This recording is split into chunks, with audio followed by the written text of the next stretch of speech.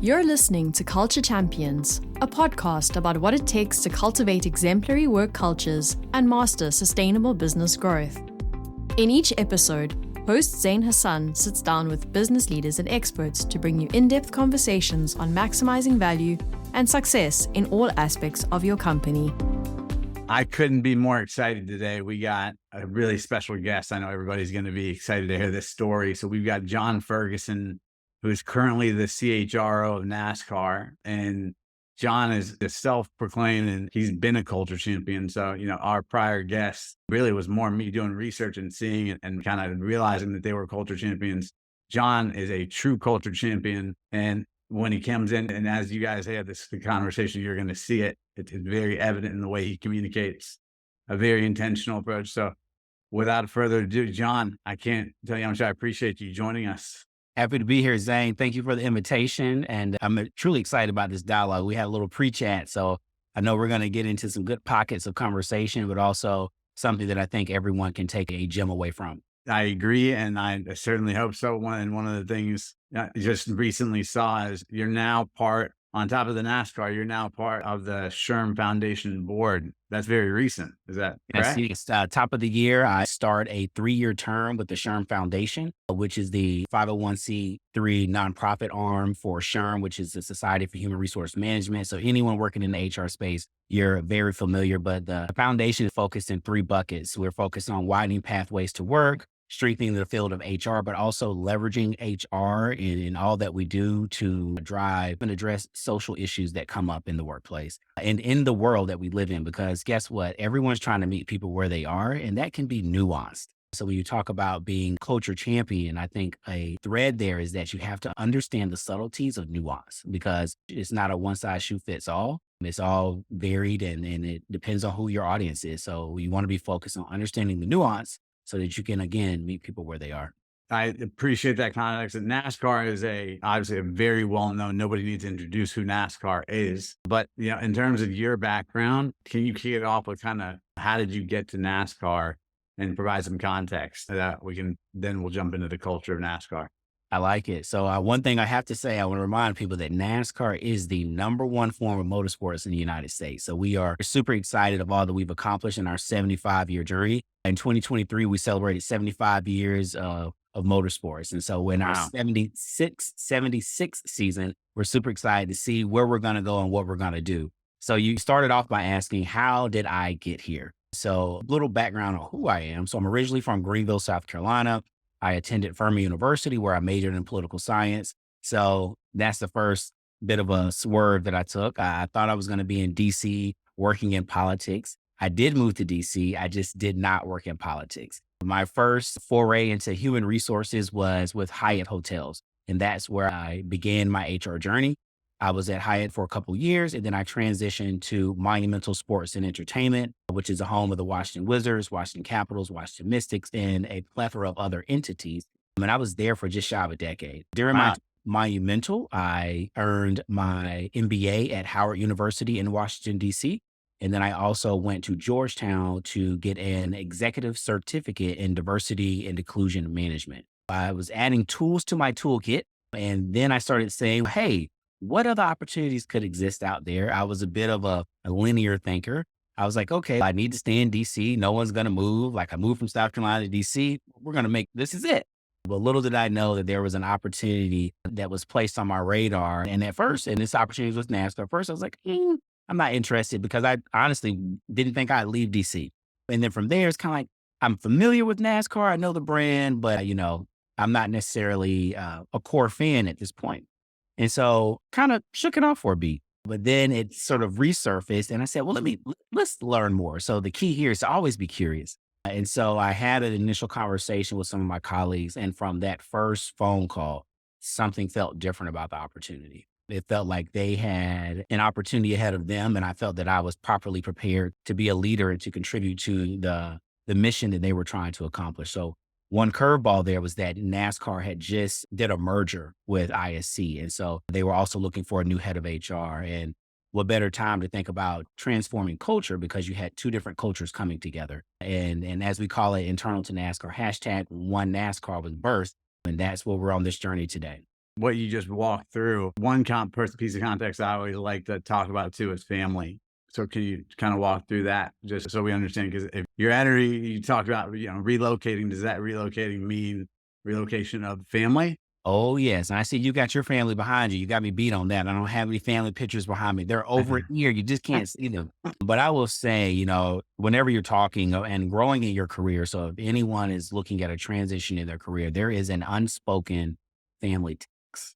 And when I talk to people, I'm very clear that this is a package deal. And so it's not John Ferguson making a decision. It is my two daughters being included in that decision. It is my loving wife, Dr. Uve Ferguson, being included in that decision, because we have to figure out what's right for us and is the timing and the cadence of that, because people are going to offer you relocation, signing bonuses, all that kind of stuff. But there's an unspoken family tax that you can't put a price to.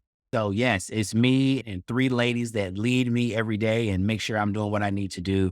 So that's a little bit about me on the family side. I like to bring that in because what I've realized is that the reality of, to me, my view is that you don't separate who you are at work, or at least I don't, and who I am at home, except for at the end of the day, like the way I'm catering, but I'm still the same core values.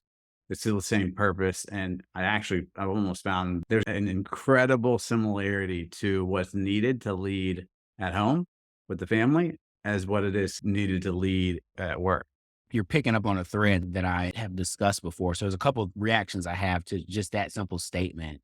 I'm a firm believer that the way I show up in the workplace was birthed by family experiences, whether that's me growing up or raising two daughters. When I think about how did I get better at, because it's always a journey, we're always going to continue to evolve, but how did I continue to evolve as a people leader? My two daughters helps me tremendously, because one is you can be very direct with, and the other is more sensitive. And so I had to realize that I had to start tailoring my messages differently. So I started off the podcast talking about the nuance, and you have to meet people where they are. So even within my household, two people from two kids, same household, same internal, external inputs, but they respond to feedback very differently. So I learned quickly that I had to nurture them in different ways so that they could see the best in themselves, and so that I could be the best parent to them. And that translated quickly into the workplace. It's not a one size shoe fits all. So I couldn't go to employee A and deliver the same message as I may need to deliver to employee B, because if I could be direct with employee A, we're good, we're rolling. But if I deliver that to employee B, they may go home that night and be spinning because they were trying to interpret what this meant, what that meant. And so you just want to make sure you tailor the message to the individual. So working in the workplace has been inspired and elevated by my personal family and relationships. And then I also say, I think it's important for a leader to be authentic in who you are. Look, I got to leave work today to go pick up my daughter. She got sick at school. That's life. And so a lot of times I want to make sure that I'm providing that space and grace for whoever's on my team or working with me, so that they know that if they need to leave to pick up their little one, I am the last person that would say anything negative about that. I'm like, no, go now. Do you need us to get dinner at home for you? Like, how can we support you in this moment? And I believe that my team recognizes that, because I'll join a call sometimes and I'm like, hey, I'm in the car pickup line, but I'm here. Because guess what? That is life. And that's what we're all trying to juggle. And the last thing you need is a colleague, or a peer, or a leader that's potentially making you feel bad about that. Well said. I think that there were a lot of times where that was the case, right? And now it's like one of the things probably in my evolution was the realization that not only am I not going to be, as you can see from my pictures and everything like that, am I going to make sure that everyone knows that I'm very intentional about my family and creating boundaries around making sure that I'm giving them the time, because it's like at the end of the day, we spend so much time at work, but we do it. And a big part of that is to make sure that I'm showing up, and I have to meditate to make sure I get out of whatever's going on at work so I can show up and be and bring the energy that I need to my family. And, you got a lot of people from your prior role.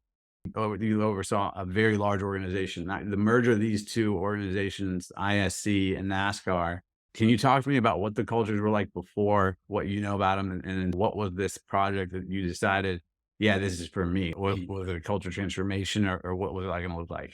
So the way I would describe it, so I wasn't with, as you may call, if you've ever been in a merger with either legacy company. When I joined, the merger had happened and we were establishing our foundation. Okay. So I think when you're an external person coming into an environment where the merger recently happened, and while you may not have a suitcase for either side, you're coming in with your own suitcase because you're coming in external. It allows you to sit at a different view and observe, because I think there were two rich legacies coming from both companies. But then when you have two rich legacies, two premier legacies, there's always kind of like, well, which one of us is the top Yeah. dog here? Who's the fastest car? I suggested that we reframe that. I said, let's look at this as a clean sheet of paper in front of us. So now I can draw from this organization's rich legacy. I can draw from this organization's rich legacy. And we're going to chart a new path on this white sheet of paper that's going to increase our competitive advantage times 10 what it could have been as two separate organizations. So let's reframe it. It's not me versus you because we came from two different companies and we're trying to figure out who had the best process. It is now us versus the problem. And so in that, we're able to reframe it, which creates unity because we're on the same team. Right. But this opportunity is this white sheet of paper and how we need to generate revenue, increase fan engagement, attract new fans. And how can we do that successfully together? So it was a lot of fun. It was a lot of listening. When you come in, you want to understand how are people viewing this naturally? And then what type of collaboration and partnership can we establish to view it potentially in a different framework, but most importantly, view it together. I'm hearing a lot of servant leadership in what you're describing, because what you just described would be you're on to make sure everybody feels a sense of ownership and being able to kind of discuss what mattered to them about the cultures that they came from to migrate those to. When you went through that, there's got to be some challenging, there's people who make it through that. And there's just people that culturally within your culture don't, right? I mean, at least in my experience, and we do a lot of M&A. So can you talk a little bit about like the challenges that arose specific to people where they might have been key people, but culturally they weren't going to fit within the new culture? I think that's any organization, just as you talked about, whether there's a merger or not. So one thing that always comes to mind for me, no matter where I am working, especially if I'm an HR leader, is that I want it to be known as a great place to work and a great place to be from. So when you think about a great place to work, it is an organization that has supported you, that has allowed you to grow and develop, to sharpen your toolkits. But there also comes a time when maybe you've outgrown said place. Maybe you've reached your highest opportunity there, because we know there's a thing called succession planning. There's other people that were ahead of you. But as we look at the generational mix shifting in the workplace, some folks are like, look, I don't plan to be here for 20 years to get to that level. But at the same time, I say, well, hey, sometimes you have to go to grow. And so that's where your organization being a great place to be from. So if it was a great place to work, you've enhanced your toolkit, you've upskilled yourself, but then it becomes a great place to be from because it helped you. It was a springboard for your next You opportunity. ascend. Yeah, it helped you because NASCAR is a global brand. So when you go apply for your next job, they're not going to be confused about where you came from. So then you could talk about all the contributions that you had at NASCAR and how you can translate that into value for a new organization. Now, let me be clear. You probably think, well, hey, you're grooming talent for them to go. Sure. But I'm also grooming talent for them to circle back. So that's what I would call you go into the boomerang employee. So maybe it's 5 years. You've now branched out, got this additional bucket of knowledge because you went into a different organization, learning their best practices, learning how they have streamlined processes. Now you come back and you're like, you have an extra layer of armor because you know other ways of doing things than just what you've only been able to experience at this organization. And so the boomerang employees, generally can be strong additions to your team because they know how you've done it. They've gone external, got some different perspective, different, framework on how to address problems. And then they come back to your organization at a desired level that's attracted to them. And now we're back in the saddle together and we're creating new paths. So that's incredibly well said, very profound. I think a lot of people that are listening may not really understand the critical importance of that. I mean, when I think of the alumni and that's like, there's an ability to keep a community connected. Like the dream is when you got a great place to work, when other people are scouting your people for them to get promoted and move up, and then they want to come back and bring that value that they just received. So how do you do it? How do you go in and know, like, what's the playbook for you so that you can create that best place to work? I think it's team effort. It's not a single point of failure. There isn't just one person in any organization that can do that type of transformation. And when you talk about some of the challenges, when you think about people, we are naturally hesitant to change. Like, this is what I know. It feels good. But you think about any big shift you've had in your life, it typically has been accompanied with some pain Yeah, I or agree. something that Adversity. you didn't plan, adversity. Yes. You're thinking like, oh, this is the next step, but it's like, oh, there was a layoff. I was impacted. Wow. I didn't see that coming. What do? I get back, dust myself off, get my resume out. But guess what? 6 months later, you found the dream job, the job you possibly never thought you could get. Because I do believe that we as humans, while we may be resistant to change, we can quickly acclimate to, oh, give me a second, I'm losing my word here. We can become complacent. And so complacency is, this works. I feel good. But maybe when you first started, you had these higher thoughts. But now it's like life has changed. I've got a family. I've got this. I've got that. So you have to figure out, what is my new purpose? Because as life evolves, your mission and purpose will change also. But that doesn't mean that you should lose sight of those moonshots that you put out there, those big goals that you put out there. So don't settle into complacency. And I would equate complacency with just familiarity.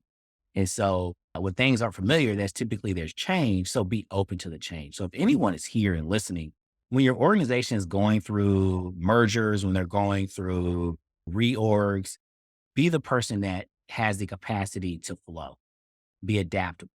Because guess what? Any leader in that situation is trying to manage a bunch of balls in the air and a bunch of unknowns. Yeah. And so I think the best supportive teams are those that can flow, but also appropriately challenge. Like, hey, did you consider this? Did you consider that? Because everybody wakes up every day and puts on their shoes the same way, but everybody has a different perspective and may have a different viewpoint that could allow us to further think through something and not leave anything unturned. So always speak up, always share your perspective, but also know that no matter where you are in the organization, there's typically a layer of the conversation that you may not have insights to. So there could very well be a reason why we didn't do that, but that doesn't mean it wasn't considered. That doesn't mean that there was a hefty debate about it, but the way we came together, because this isn't a one person organization. This is many Right. people will be impacted by change. So how do we make this palatable for the larger audience, but how do we achieve the business metrics and outcomes that need to go along with this shift? Yeah, what you just said. So change is for everyone. It's going to happen to everyone. The evolution are for the people that are motivated, right? So, and when I look at that, it's like the requirement of making sure, when I think about the best team players, it's the people who they want to know, hey, how can they help when you're undergoing a merger, you're undergoing what the change that whatever role you're in, whether it's you're in the leadership role, the people on your team that volunteer, that raise their hand, and they're comfortable, they understand change is happening, but they want to share their voice. That helps, right? It helps add value in that perspective. How did you engage, with NASCAR when you came in? I guess just when you were deciding, because you were at a organization where you had really thrived. So can you kind of talk about the actual decision-making process? Because that was a big decision to switch, and you were very successful before. You're very successful now, but just I think it helps provide context as to how you made the decision, especially because you said you weren't a NASCAR fan before. I think big picture was a challenge. It presented itself. It was a place that I felt like I had some strengths coming into, but I also knew that there would be some opportunities for me to continue to learn and sort of develop. So you look at the maturity of the organization, who's there, what have they done, what have they accomplished? And then you look at your own toolkit and how can I add value to that? We talked about the family tax, so it was a conversation there, but it was the opportunity to do something different, to do something new. So full transparency, I have worked in sports most of my career, but I am probably the most casual sports fan in general. So while I was familiar with NASCAR, I had never been to a race or probably even watched a full race on TV. But a week before I started, I went to my first race. And ever since then, I'm not going to lie, I have been hooked. NASCAR is one of the sports that I think the in-person experience is unmatched. When you think about the access that you can get as a family, when you think about the close proximity you can get to the drivers, the pit crews, that is unheard of. Recently I took a group of students to a track just so they could see. And I was like, hey, we're actually going to get to see, you've been to a basketball game or hockey game, you're going to get to see their locker room. And I think that's what's different. When have you gone to an NFL game or an NBA game and been able to see the locker room? Never. Never. Not unless you knew somebody that was hooking you up and getting you this behind the scenes access. But when you come to a NASCAR race, you get to go to the garage, you get to go to pit road. Now, these are different price points for different access. Let's be clear, Sure. that's just your general ticket, but it is at a much more affordable price. And so when you think about taking a family of four to go sit courtside or field side at a basketball or football game, that's a very Big ticket. big ticket item. Yeah.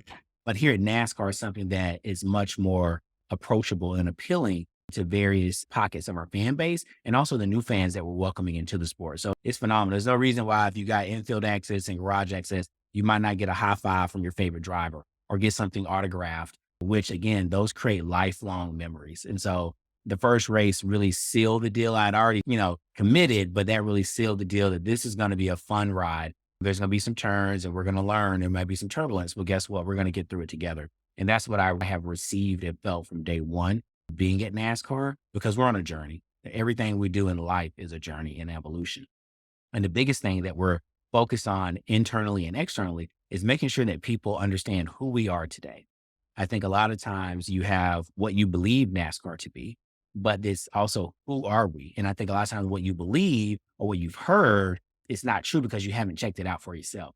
So if you're watching this today, I want you to be curious about NASCAR. I want you to say, I want to check out that race. I want to get that infield access. I want to go see the locker room, what we would call a garage, or the hauler where the team is prepping for the race, because we have a lot to offer. And so as we look to grow the sport, we want to make sure that people are curious about working for us, curious about coming to the sporting event, because we have a wide array of opportunities available. So you watch the NASCAR race, you're thinking like, oh, it's just these cars going around circling the track. We're much more than that because we own the track. The research and design that went into building the next generation car, which debuted a couple of years ago, those were all of our engineers and doctors and patent lawyers and attorneys that developed that. When you think about our medical staff, you think about the transportation group. I mean, we have tracks across the United States. So we're like, picking up every weekend and going to the next city. So there's just a plethora of opportunities. Also research and design, we talked about that already, but racing electronics. So the headsets, the cameras, all of that is within our ecosystem. So those are opportunities that could present themselves outside of the core traditional corporate functions that make us unique and that would allow you to not only join the organization, but continue to grow and be challenged, because there's all these different branches of pathways that you can take within the walls and the ecosystem of NASCAR. So I am super curious, and full of candor, I'm not someone that has watched. I don't think I've ever watched a full race before. So talk to me about what is like when I think there's the sort of like exactly what you said, what people think, and then the reality. What were the surprises that as you got to learn NASCAR, where you're like, this was completely different than what I'm thinking, and I'm not even going to share what I'm thinking, but what I'm thinking was like probably a very limited scope of what NASCAR really is and who's involved in NASCAR and the kind of fans that are actually there. I'm super naive as it relates to that. Yes. So you probably think of NASCAR being sort of single layered, but I'm gonna tell you right now, when you come to a race, you are going to see a plethora of diversity, way more than you probably imagined. And so that was the first thing that really stood out to me when I went to my first race. Like, oh, there's a lot of different people here. There's young people here. Wow. Because you think, oh, it's some older gentleman or that's watching NASCAR. But there's a lot of young people here, because when you look at the younger generation, I think there's data that supports it. They're interested in live events, especially when you think about them post-pandemic, everything shut down, you were stuck at a computer. So people want to be outside. They want to feel community. I think that's one thing that NASCAR definitely offers. So my first race was just the proximity, which I already talked about, being able to get close, see, touch, feel, smell the rubber, but also who was there. That really surprised me. And so there's other elements that will be surprising to other people. So when you come to a race, I love to hear what people have to say there as well. All right. Well, I will make sure I come to a race. You let me know. We're going to get you in the locker room. Okay. All right. I appreciate that. So, when it comes to your career, did you have mentors? You've been very successful navigating the challenges of, we're all in the people business from my view, right? And that is one of the most challenging businesses. Like you mentioned, the difference between how you approach every individual and understanding how they will receive feedback and to be able to coach them. And I kind of view it as like, it's kind to be clear, right? So that requires tough love sometimes. Yeah, you want to include people and make sure that they feel, you want the diversity, you want them to feel included, but to also be able to let them to feel included means as their true authentic selves. And that could be 180-degree different view than what you may have, but to hold that space and let them share whatever's going on in their life personally, because personal challenges always translate into work, right? I mean, it's inevitable. There's a lot to navigate to have been where you've been and to have ascended to the roles you've ascended to. Did you have mentors? Like, what was the key ingredients that allowed you to get through all those challenges?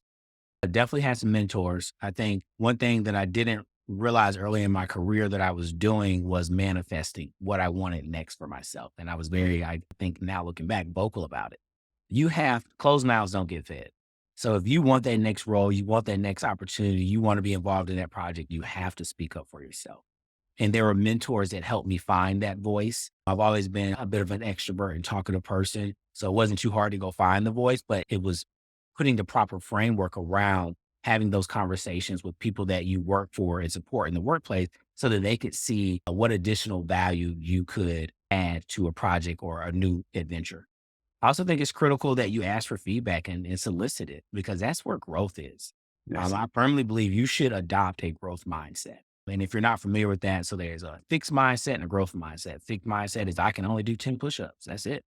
Growth mindset is I can only do 10 today, but if I keep practicing and the power of yet, I can do more push-ups. I just got to keep practicing and keep doing it, repetition. So the power of yet is I'm not doing 100 push-ups yet.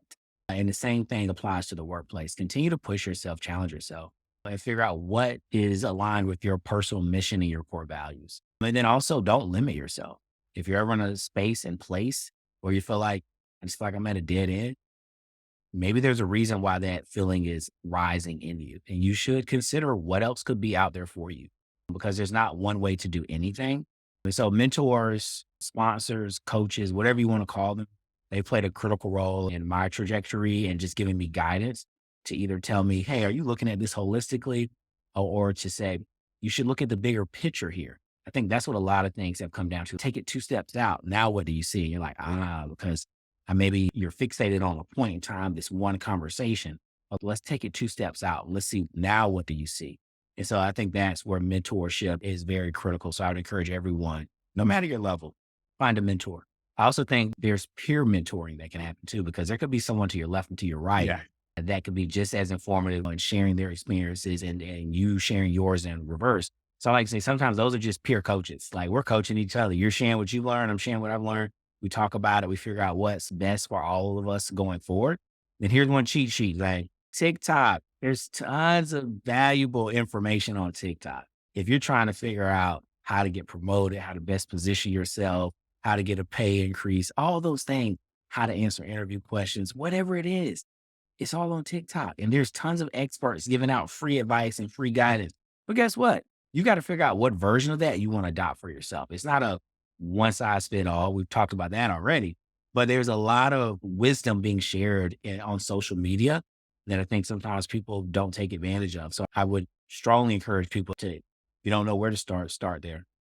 So are there specific followers or people like other than obviously follow John Ferguson? No, But don't follow me. I'm not on there. no, Not in a public way. I don't give it out there. I'd like to do podcasts. That way you can get some of my wisdom here. But no, there's no one particular, there's a few accounts that I kind of follow, but just going to hit HR TikTok, negotiation TikTok, interview prep TikTok. No lie, when I was preparing to come into this organization and going through the interview process, I definitely leveraged TikTok to think about different ways to respond to questions or how to frame up your answers in a way that would make them land. And because I'm a firm believer, when you're going for an interview, you're going to have a storm of information brewing in your head.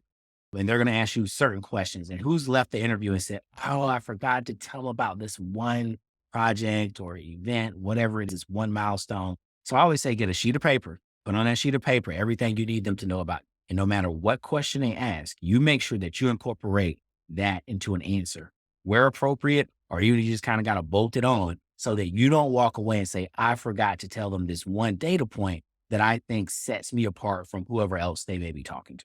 and that just makes me think about the idea of when you're interviewing, because going through the process, when I'm like our executive team, I would say I'm always the dumbest person in the room, and I'm proud to say that. So I'm always getting peer coaching from the leaders that I've been fortunate that they decided that they wanted to come work with me. But one of the things that like the interviewing, which most of that gets done by our leadership team, I do a lot less. I'm the last person to interview just to make sure that the actual core values are aligned. But the idea of the questions that are going through there and making sure that you're really articulating well the challenge, because to me, life is about the adversity that you face and how you respond to the adversity. Because when things are going great, life is easy, right? But it's how you respond, and with that growth mindset that you talked about, that is one thing that's a non-negotiable. I can't work with people with a fixed mindset, right? Because there's a conversation I remember where somebody said, that business will never work. I've done this before.